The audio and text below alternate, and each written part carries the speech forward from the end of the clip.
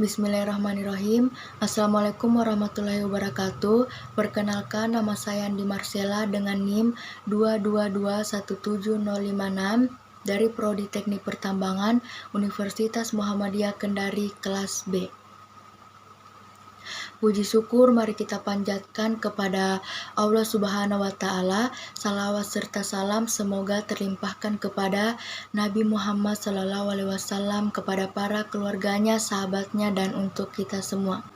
Pada kesempatan kali ini, saya akan menyampaikan dakwah saya yang berjudul Iman dan Pengaruhnya dalam Kehidupan.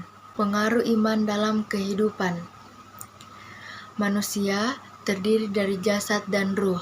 Dalam dirinya terdapat insting alami yang menjadi kebutuhan jasad, juga naluri dan keinginan yang menjadi kebutuhan ruh atau jiwa. Bila keinginan-keinginannya dibiarkan begitu saja tanpa kendali, tentu ia akan menjadi faktor pemicu kekecauan dan keguncangan serta membantu terbesarnya kerusakan di muka bumi yang diakibatkan oleh benturan berbagai keinginan dan ambisi untuk merealisasikannya. Allah Ta'ala telah memberi manusia kelebihan dibandingkan makhluk lainnya dengan akal, menenanginya dengan fitrah, dan menyempurnakannya dengan kenabian. Menurut tabiatnya, manusia adalah makhluk yang beradab. Setiap individu wajib memiliki perasaan yang membangun bagi masyarakatnya. Jika manusia mengambil, ia harus mau memberi. Jika orang lain membantu memenuhi kebutuhannya, ia juga harus ambil bagian dalam membantu keperluan mereka. Akan tetapi, kecintaan terhadap materi, pengetahuan, serta kekuatan beramal manusia yang berbeda-beda menjadikan banyak orang menghindari kebenaran, baik itu karena malas, salah bertindak, atau memang sengaja menipu. Kemudian, ia menempuh berbagai cara untuk merealisasikannya, keinginan dan ambisi. Kejahatan pasti dirancang secara rahasia, dalam kegelapan dan jauh dari pandangan mata. Sekiranya keadilan dapat diterapkan di tengah-tengah masyarakat, ia belum tentu dapat mengatasi perkara ini karena tidaklah nampak di permukaan masyarakat dan tidak mungkin dapat diatasi dan diatur selain dengan kekuatan internal dan pengawas yang selalu mengawasi. Dan itu tidak lain adalah agama dan cahaya iman. Dengan itu, individu masyarakat akan senantiasa merasa diawasi oleh Zat yang Maha Mengetahui, yang gaib, Zat yang akan membalas amalan semua orang. Dan tidak sesuatu pun di bumi maupun di langit yang tersembunyi darinya. Ajaran-ajaran samawi datang untuk mengajak manusia meraih kebahagiaan, memperhatikan jasad dan ruh manusia, serta menggambarkan satu jalan baginya yang bisa ia tempuh untuk merealisasikan keinginan-keinginannya.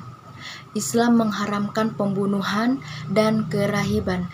Ia memerintahkan manusia menikmati rezeki yang baik dan mengharamkan yang buruk. Memerintahkan untuk beribadah kepadanya dan mengikhlaskan agama hanya untuknya, serta melarang kekafiran, kefasikan, dan maksiat dalam banyak ayat Al-Quran. Pembawa petunjuk umat ini, Muhammad SAW, telah berlepas dari diri orang-orang yang ingin beramal melebihi beliau tanpa memberi waktu istirahat untuk tubuh mereka. Agama ini bagaikan istana megah, tinggi, kokoh, dan sempurna. Di dalamnya tersedia semua fasilitas kehidupan, berisi kebahagiaan di kehidupan dunia dan berujung pada kehidupan yang lebih mulia, lebih baik, dan lebih sempurna darinya di alam akhirat. Semua kebahagiaan tersebut tidak diberikan sebagai balasan sebagaimana harga menggantikan barang, sebab kehidupan yang serba terbatas ini tentu tidak sebanding dengan kehidupan yang abadi dan penuh kenikmatan. Semua itu diberi sebagai karunia dan rahmat dari Allah bagi mereka yang benar-benar beriman kepadanya, kepada malaikatnya, kitab-kitabnya, para rasulnya, hari akhir, serta beriman kepada takdir yang baik maupun yang buruk. Melaksanakan salah satu rukun iman akan membuahkan hasil yang sangat banyak. Pertama, bagi individu yang melakukan, dan kedua, bagi masyarakat secara umum. Rukun-rukun iman berkaitan satu sama lain. Oleh karena itu, mengingkari satu rukun iman saja dianggap mengingkari semuanya. Iman kepada salah satunya saja tidak akan bermanfaat dan membuahkan hasil bagi pelakunya bila tidak diiringi dengan mengimani seluruh rukun. Allah Subhanahu wa Ta'ala berfirman, yang artinya, sesungguhnya kami telah menciptakan manusia dari setetes mani yang bercampur yang kami hendak mengujinya dengan perintah dan larangan. Karena itu, kami jadikan dia mendengar dan melihat. Quran Surah Al-Insan ayat 2, Allah Subhanahu wa Ta'ala telah memberikan perlengkapan kelasiman untuk menerima ujian ini. Dia menjadikan manusia berakal, dapat melihat, mendengar, dan bergerak. Dia memberikan kepadanya keinginan dan ambisi, juga jasad dan ruh. Dia mengutus para rasul untuk menjelaskan jalan yang lurus kepadanya, jalan yang semestinya ia tempuh untuk meraih kehidupan di dunia, agar di akhirat kelak ia juga mendapatkan kenikmatan yang kekal. Dia juga mengingatkan mereka untuk tidak menempuh banyak jalan yang menghantarkan pada siksa neraka. Allah Subhanahu wa Ta'ala yang berfirman, menjelaskan hal itu yang artinya, dan aku tidak menciptakan jin dan manusia, melainkan supaya mereka mengabdi kepadaku. Aku tidak menghendaki rezeki sedikit pun dari mereka, dan aku tidak menghendaki supaya mereka memberiku makan. Sesungguhnya hanya Allah, dialah maha pemberi rezeki yang mempunyai kekuatan lagi sangat kokoh. Ujian untuk mengetahui siapa yang paling baik amalnya, yaitu dengan menjalankan perintah dan meninggalkan larangan. Atas dasar ini, iman kepada seluruh rukun iman merupakan satu kesatuan yang saling melengkapi, satu sama lain, saling terkait dan tidak bisa dipisahkan. Pengaruh iman pada masing-masing rukun juga merupakan pengaruh bagi rukun yang lain. Karenanya, dalam realisasinya, satu rukun dengan rukun yang lain tidak dapat dipisahkan. Begitu pula dengan dampaknya bagi individu dan masyarakat. Sebab individu merupakan faktor utama terbangunnya tatanan masyarakat. Untuk itu, ajaran-ajaran samawi datang untuk menegakkan pribadi muslim karena kebaikan mereka menjadi kebaikan pula bagi masyarakat.